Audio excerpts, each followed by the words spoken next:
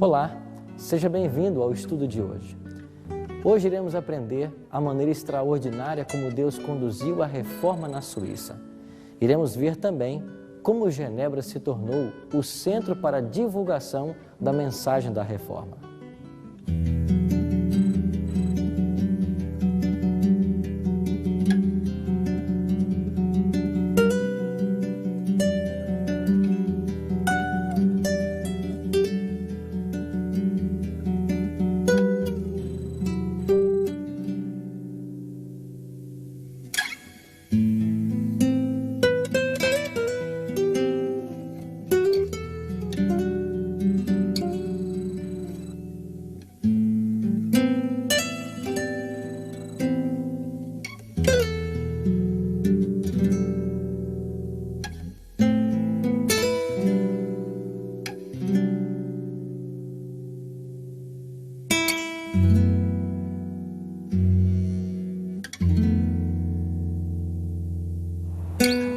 Além de Martim Lutero, Deus estava preparando outros obreiros para ajudar em sua causa. Em uma das escolas aqui de Paris, havia um jovem que dava mostras de espírito robusto, ardor intelectual e devoção religiosa. Seu gênio e aplicação logo fizeram dele o orgulho do colégio. Seu nome, João Calvino.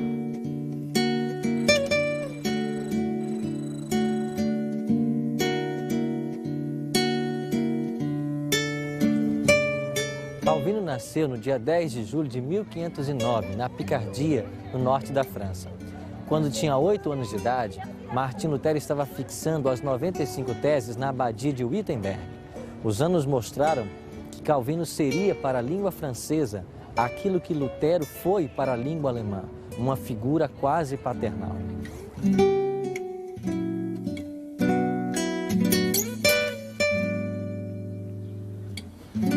Calvino fora educado para o sacerdócio. Com apenas 12 anos de idade, foi colocado como capelão de uma pequena igreja. Ele achava que realmente os protestantes eram hereges e mereciam o fogo para o qual muitas vezes eram enviados. O que ele não sabia é que um dia ele seria colocado face a face com essa heresia e seria obrigado a testar a teologia romana, combatendo com a teologia pregada então pelos protestantes.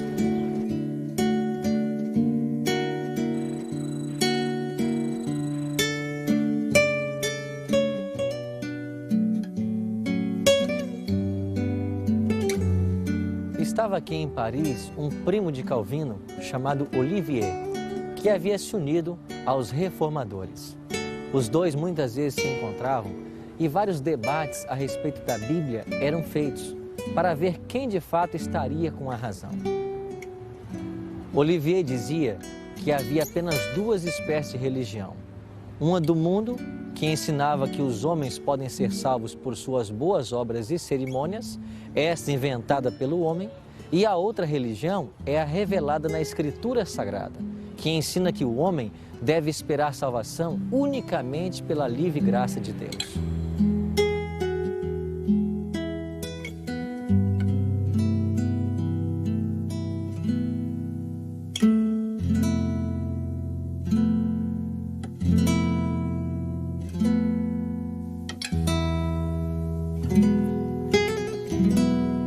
Calvino retrucava: "Não quero nenhuma das suas novas doutrinas. Achas que tenho vivido em erro todos os meus dias?" Sozinho, porém, em seu quarto, ponderava as palavras do primo. A convicção do pecado o incomodava. Via-se sem intercessor na presença de um juiz justo.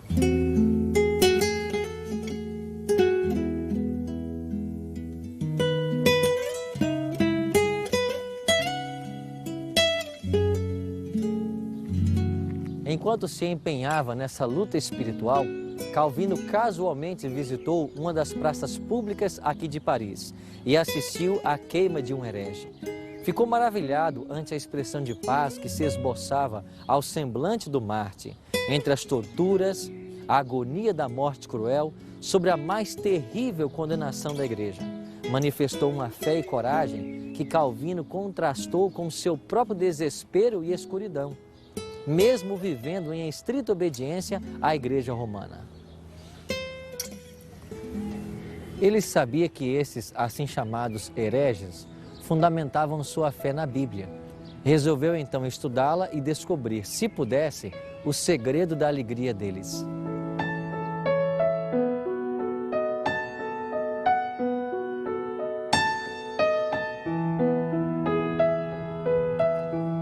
Resolveu então se dedicar ao evangelho pregado na Bíblia. Hesitou, porém, em se fazer pregador público. Era naturalmente tímido e tinha medo das grandes responsabilidades desse cargo.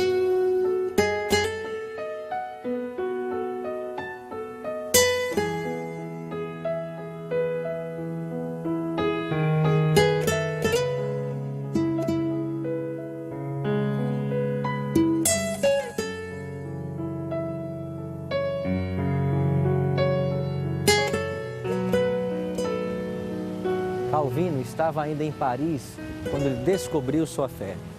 As autoridades tentaram levá-lo às chamas, mas, ajudado por alguns amigos, ele fugiu por uma janela do local aonde estava para os extremos da cidade.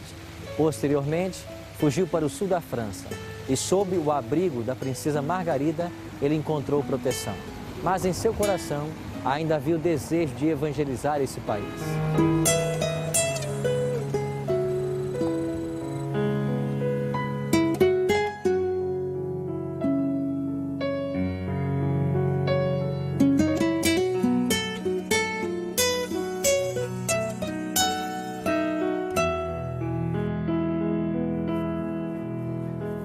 Calvino dedicou-se a pregar o Evangelho na França com todo o seu coração. Pessoas de todas as classes o ouviam com muita alegria. Aumentando, porém, o número de ouvintes, achou mais seguro reunir-se fora da cidade. Assim foi encontrada uma caverna, um local bem secreto, e ali a palavra de Deus era lida e explicada. Nessa caverna, num local isolado pela primeira vez na história da França, a Santa Ceia foi celebrada pelos protestantes. Para tentar frear a divulgação da mensagem da Reforma, uma nova bula papal foi promulgada trazendo de volta a Inquisição. Em muitos países, milhares dos mais puros e nobres cidadãos, dos mais educados, piedosos e intelectuais, foram mortos ou obrigados a fugir para outros países.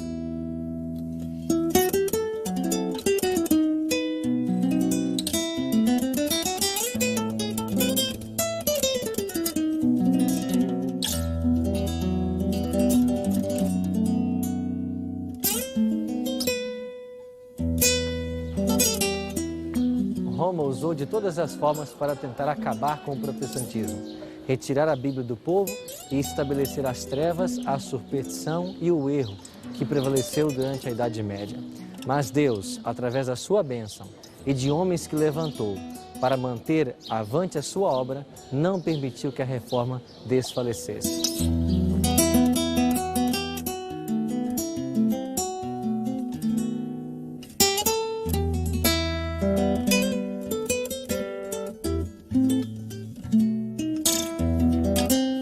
Genebra foi uma das primeiras cidades a conseguir vitórias em prol da reforma protestante aqui na Europa. Calvino aqui trabalhou por cerca de 30 anos. Primeiro, para estabelecer uma igreja que aderisse à moralidade da Bíblia. Depois, para ajudar a promulgar a fé reformada, do qual era defensor.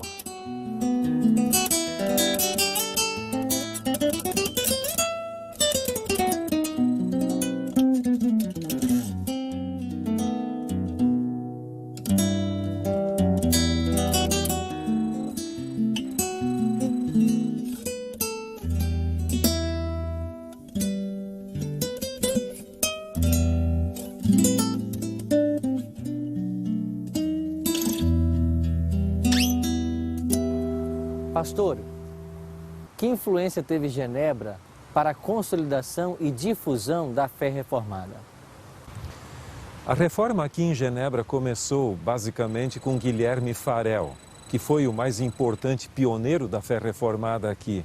Mas sua influência sobre a cidade não foi tão expressiva. Um ponto que ajudou tremendamente a estabelecer e consolidar a fé reformada nessa cidade foi a vinda de João Calvino para cá.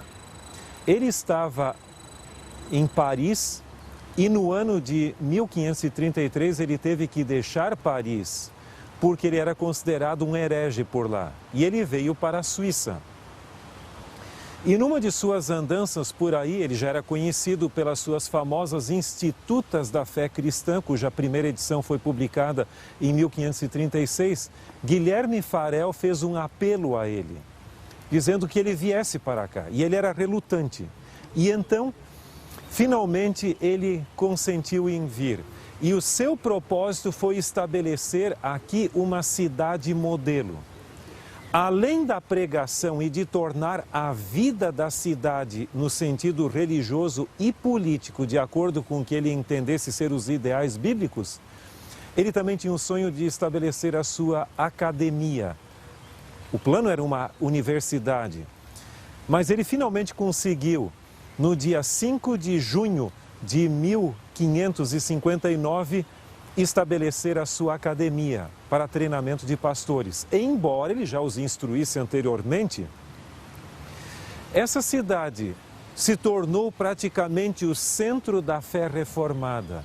Daqui saíram pastores e pregadores para várias partes da Europa, especialmente para a Inglaterra, onde deu origem ao puritanismo, a Escócia e outros países mais. Talvez um dos maiores exemplos da influência que essa cidade teve foi John Knox, que até aparece ali no mural como o último deles. Ele foi o grande reformador na Escócia e ele disse que desde os dias dos apóstolos nunca havia havido um lugar onde o cristianismo fosse tão puramente ensinado como na escola de Calvino.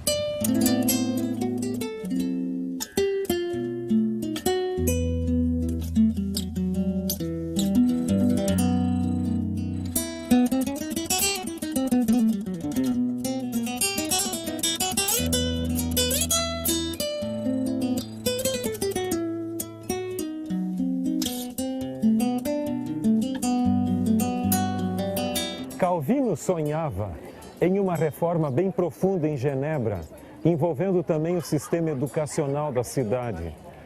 A escola existente era bastante precária e ele tinha a ideia de estabelecer aqui uma universidade. Mas as finanças governamentais eram escassas. Consequentemente, depois de muitos esforços, ele conseguiu apenas estabelecer uma academia, a Academia de Genebra, que está ao fundo.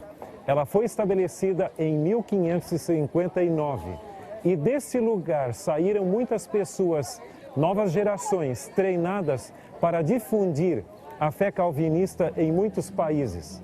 Essa instituição se tornou a precursora da atual Universidade de Genebra.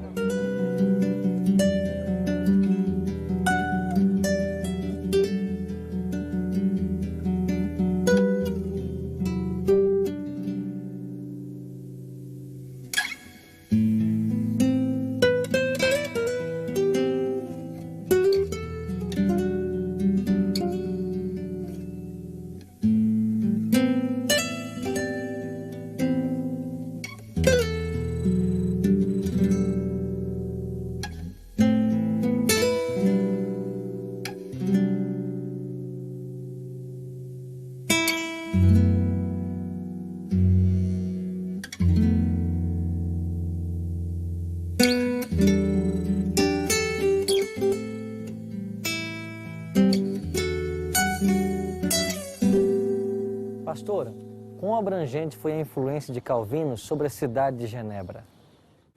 Calvino foi decisivo no sentido de reformar toda a cidade, enquanto em alguns lugares a reforma foi mais no aspecto da religião.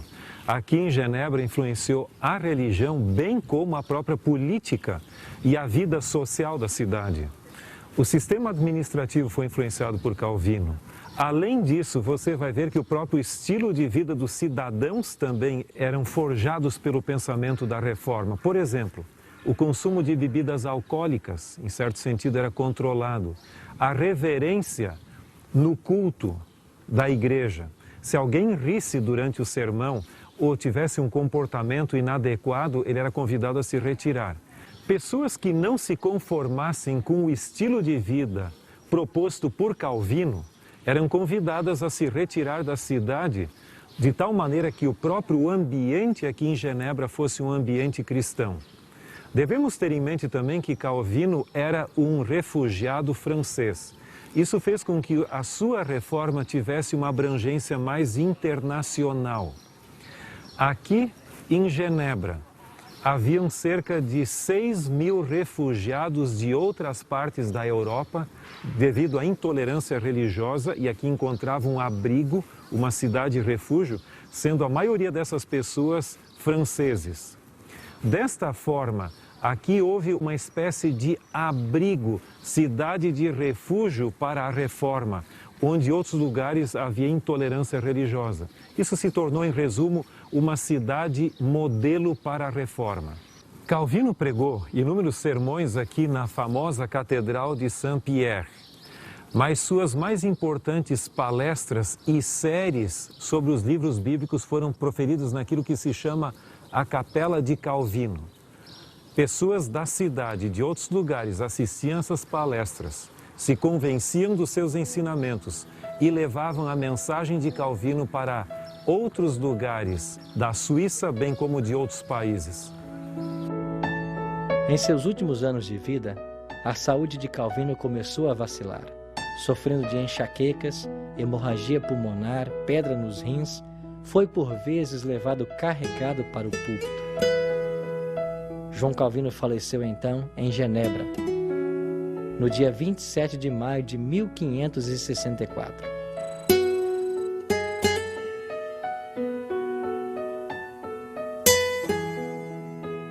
Foi enterrado numa sepultura simples e não marcada, conforme o seu próprio pedido.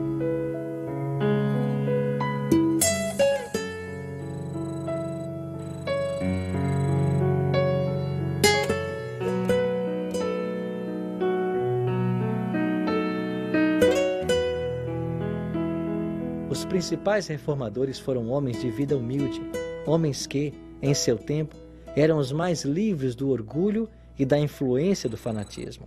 Entre estes estava Ulrich Zwingli.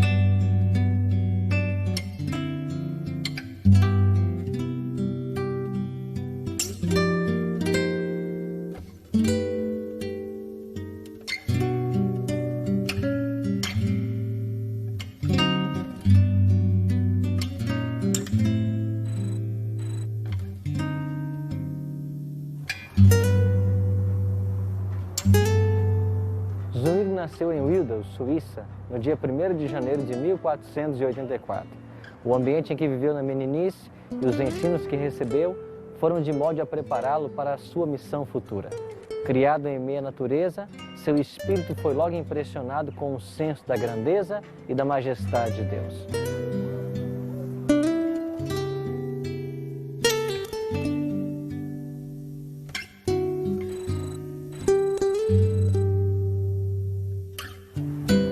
Na idade de 13 anos, foi para Berna, que então possuía a mais conceituada escola na Suíça. Lá, Zwingli foi tentado pelos frades a entrar para a ordem, mas seu pai orientou que ele voltasse para casa. Não tinha intenções de permitir que seu filho seguisse a vida ociosa e inútil dos monges.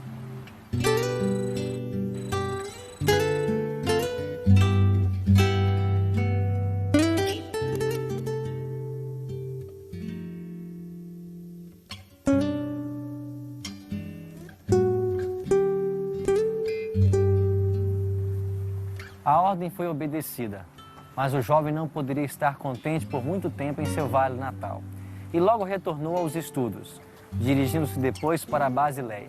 Foi ali que Zwingli ouviu pela primeira vez do Evangelho da Livre Graça de Deus, através do professor Wittenbach.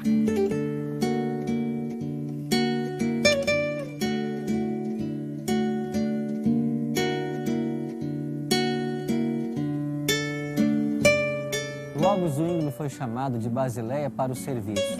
Seu primeiro campo de trabalho foi uma paróquia alpina, não muito distante de seu vale natal. Ali recebeu a ordenação ao sacerdócio. Quanto mais pesquisava as Escrituras, mais claro era o contraste entre as suas verdades e as heresias de Roma.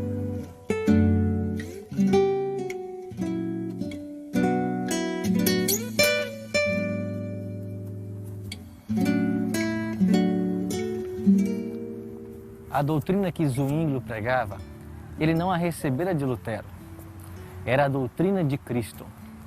Se Lutero prega Cristo, dizia o reformador suíço, ele faz o que eu estou fazendo. Em 1516, Zwinglio foi chamado para ser pregador no convento de Eisleben. Depois de 3 anos ali, foi chamado para o cargo de pregador na Catedral de Zurique, que era então a cidade mais importante da Suíça.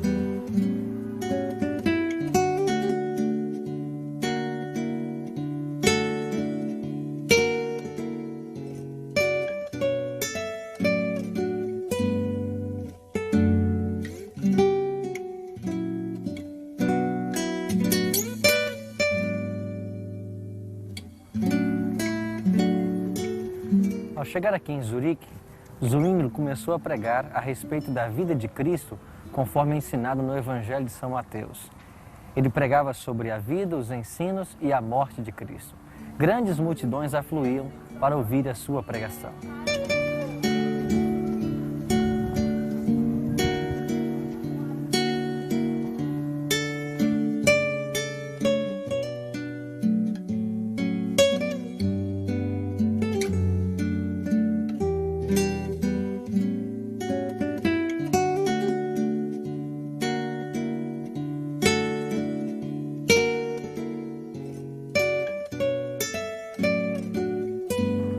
Pastor, como começou a reforma aqui em Zurique, na Suíça? Estamos aqui na cidade velha de Zurique, onde temos ao fundo a famosa Großmünster, ou seja, a Catedral de Zurique, que começou a ser construída no ano de 1100 e demorou cerca de 100 anos para ser concluída. Em 1519, o rico Zwinglio foi convidado para ser o pregador dessa catedral. E quando ele veio aqui, ele veio decidido a pregar a palavra de Deus, começando pelo Evangelho de Mateus e pregando todos os evangelhos, porque ele gostaria que o povo tivesse uma visão mais clara de Cristo. Obviamente, ele se valeu do Novo Testamento grego de Erasmo de Roterdã, que havia sido publicado em 1516, ou seja, 3 anos antes. E aí ele percebeu que os ensinamentos bíblicos no seu original eram bem diferentes do que ensinados pela Igreja Católica. Além disso, há o fator político. Zwinglio havia acompanhado como capelão algumas gerações de soldados mercenários, porque a Suíça tinha o hábito de alugar seus jovens como soldados mercenários para a peleja, por exemplo, na Itália. E ele viu o quanto isso estava prejudicando a moral, quanto o seu comportamento dessa nova geração, bem como muitos voltavam lesionados fisicamente com outros problemas. E ele decidiu que deveria ter uma reforma não apenas espiritual, mas até mesmo política. Para Zwinglio, a reforma não era meramente um movimento religioso, era um movimento religioso, social e político. E esse foi o perfil que ele assumiu. Aqui em Zurique foi abandonada a missa em 1525. Houve outras reformas significativas quanto à questão do tráfico de indulgências e também das relíquias e outros aspectos da religião católica. Portanto, foi um processo significativo a consolidação da reforma aqui no que se chama de Suíça alemã.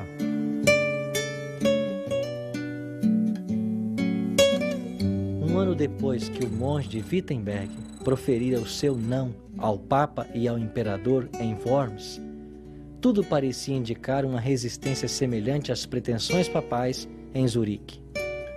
Ao mesmo tempo em que muitos cantões aceitaram a fé reformada, outros se apegaram com cega persistência ao credo de Roma.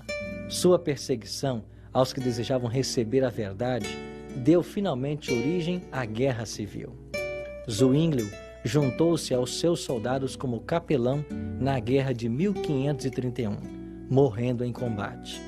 Tombou assim mais um dos gigantes da fé, que sacrificaram tudo para ver a verdade de Deus sendo exaltada acima da tradição e dos erros comumente pregados.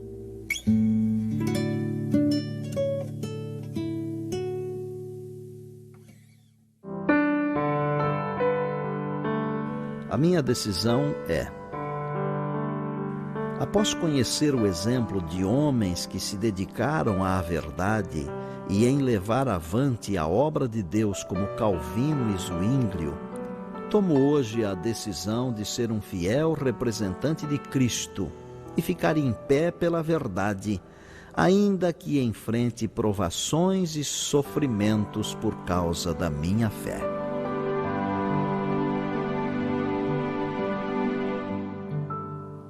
Se esse é o seu desejo, ore comigo agora. Bondoso Deus e Pai, ao ver a forma maravilhosa como o Senhor conduziu a Tua obra, levando avante a verdade, desejamos nós também ser instrumentos Teus para a proclamação do Teu Evangelho àqueles que ainda não conhecem. Assim como usastes muitos desses Teus servos no passado, usa-nos no presente, para que nós possamos também ser luzes nesse mundo de trevas. Isso te oramos, em nome de Cristo. Amém. Roma estava triunfante com a morte de Zwinglio e outros heróis da fé, e em muitos lugares parecia prestes a receber tudo o que perdera. Mas Deus não abandonara sua causa, nem o seu povo. Estava suscitando em outros países obreiros para levar avante a obra da reforma. A verdade que por séculos fora deitada por terra deveria ser restaurada, a sua pureza inicial. A reforma que fora plantada pelos valdenses nasceu nos dias de Wycliffe, crescera nos dias de Lutero, agora deveria brotar finalmente. A verdade de Deus hoje está sendo restaurada e todos nós somos chamados a participar desta obra divina. Qual será a sua atitude em relação ao chamado de Deus e às verdades que você tem aprendido?